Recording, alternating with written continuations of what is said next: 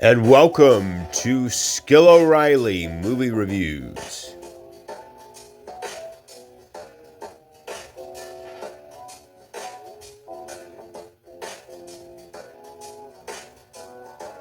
Hi there, this is Jeff, aka Skill O'Reilly, with a movie review.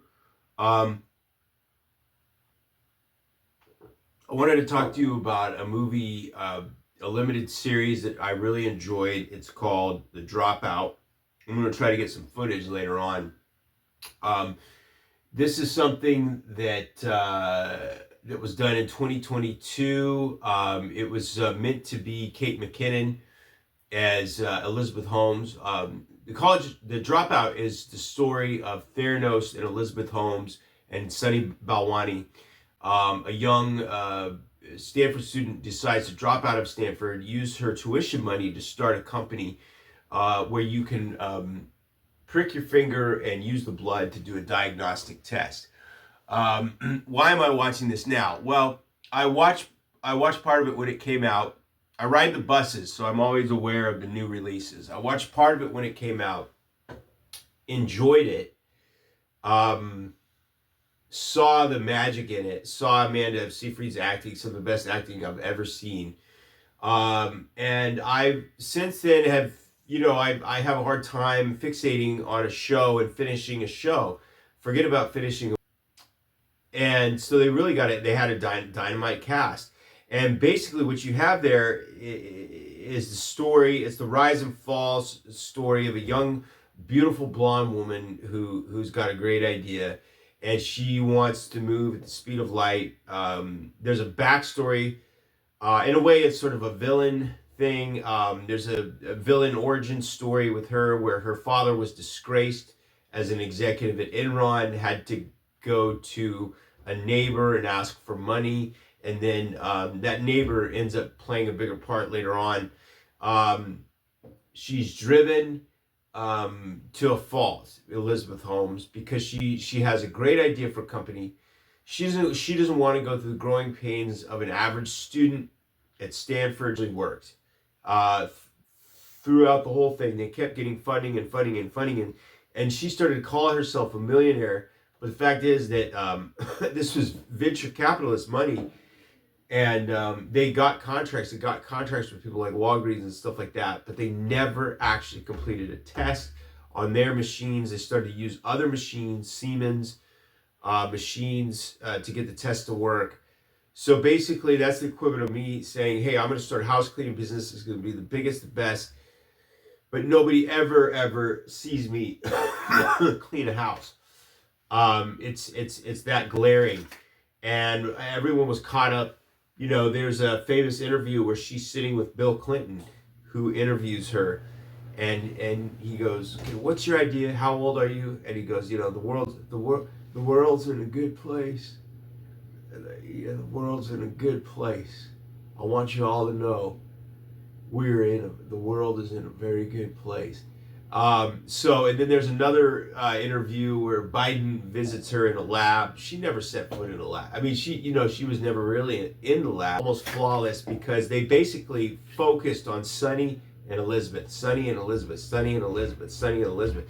There were side arcs, there were side characters, there were side things like that. But really, I feel like they focused on the villains. They focused on the juicy, the most interesting people. And I think that Elizabeth was sick. And in fact, if I am to go in depth at all on this, I would point to a monologue. I think in episode 6, where they're deposing William H. Macy as a witness, and he says, amidst his rant, he says, what nobody recognizes here is that she's a human being, and they all saw dollar signs, and nobody really took the time to check in with her. But she's a human being. And I just imagine, if Elizabeth Holmes had done the work, if Elizabeth Holmes had not been so ambitious, if she had stayed the course, and stuck in Stanford and did graduate, undergraduate, graduate, stuff like that. Maybe started a company on the side, something like that. She would have had the struggle of becoming a scientist, the struggle of trial and error, the discipline, the struggle, being corrected by people older than her and wiser than her, and a real, like, almost like an apprenticeship where at some point, you get out into the world and you're ready, and that's what, she was just all hot for she was driven. And you have to understand. I think Kobe Bryant was 19 when he got drafted for the Lakers. Magic Johnson, I think, same, 19 when he got drafted by the Lakers. If you draw analysis or comparisons, a lot of these NFL players, they're young and dumb. They have to be, because their bodies are, you can't go out and play football when you're 35 or whatever. That's what the coaches are for, to guide them through. Anyway, there's so many interesting aspects to this story that I'm just absolutely wild about this miniseries, and I recommend it to you if you have a good mind, if you have an analytical mind, if you like learning about the world, if you want to see some great acting and just see a really complex story where journalism and tech and politics all sort of weave together. I have some personal ties. One of the main whistleblowers was from Hmong. I'm trying to remember her name. She was from a small family from Hmong. First to go to school, first to graduate, first to get a job in tech. She had lived in her trailer her whole life.